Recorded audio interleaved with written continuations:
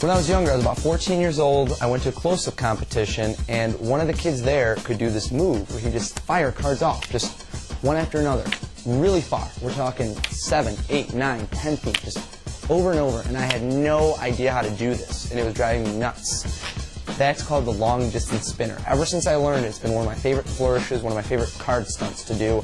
Really turns head. If you're at a restaurant, you're just doing shows on the street just for fun, you just start rattling off cards, you know, launching 10 feet up, bam, just keep launching them all over the place. Really great icebreaker, turn heads, it's a long distance spinner, and in the instructional video you'll also learn a bonus effect using this move, the long distance spinner.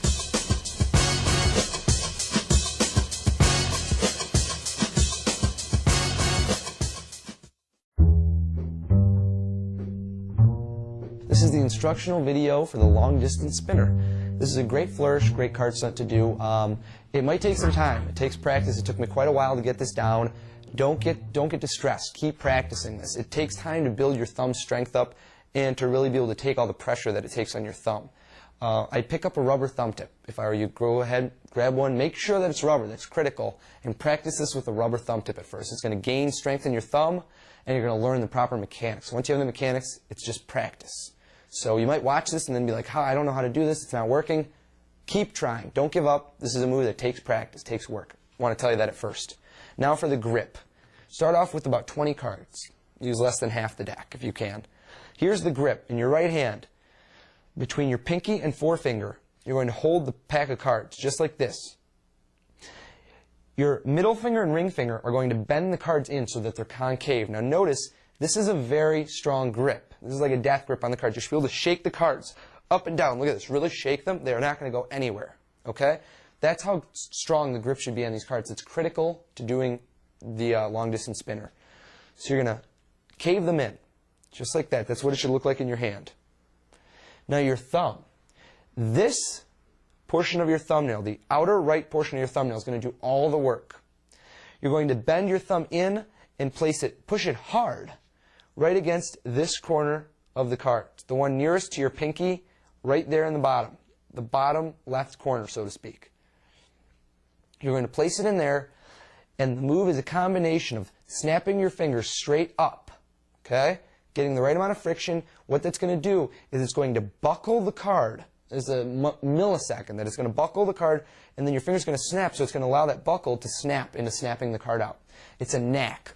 I'm going to show you what it looks like a few times when I do it. Just like that, okay? Now, what I'm doing, I'm going to try and do it in slow motion. It's not going to go nearly as far, but just so you can get an idea. Snap, okay? So that the card is going to spin out. The card is going to spin out this way. It's going to revolve this way in the air, so you get an idea. From when you're looking at it, it's going to spin clockwise. So your thumb just goes straight up. Like I said, a rubber thumb tip is going to help greatly. So you can see the motion. The motion is critical. My thumb is going to snap straight up. Once you have the mechanics, this is just practice. Square the deck. Really, really hold that tight. Snap your thumb.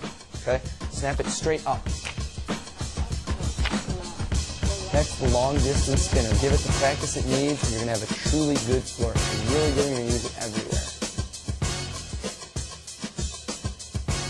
Here's the bonus effect using the long distance spinner. You can go ahead and have the spectator shuffle a deck of cards up, take it back from them, and tell them to take half the deck and to take out any card they want. So let's say they take this one out, the 7 of hearts. You're going to take the card back from them and put it back into your half. And when you close up the pack, you can double undercut their card to the bottom just by catching a break below it and double undercutting. Now the reason I'm saying to use half a pack is it's much easier to do a long distance spinner with half the deck. Once you get good enough at it, you can use the whole deck and be able to snap it out the same way. For now, that's a good excuse for just using half the pack. At this point, take the half deck containing their card at the bottom in position for a long distance spinner and have the 7 of hearts facing you, the selection. So it's going to shoot out face down from their vantage point. And tell them it's like skeet shooting. That's how you're going to find their card. Just like, you know, pull and bang. You're going to shoot at it with a shotgun. Only instead you're going to catch it in midair. So you tell them, go ahead and just say pull whenever you want. And they go they go pull, and you go bam. Right when they say pull, you just catch their card, fire it out, turn it around. Stunning card revelation using the long distance spinner.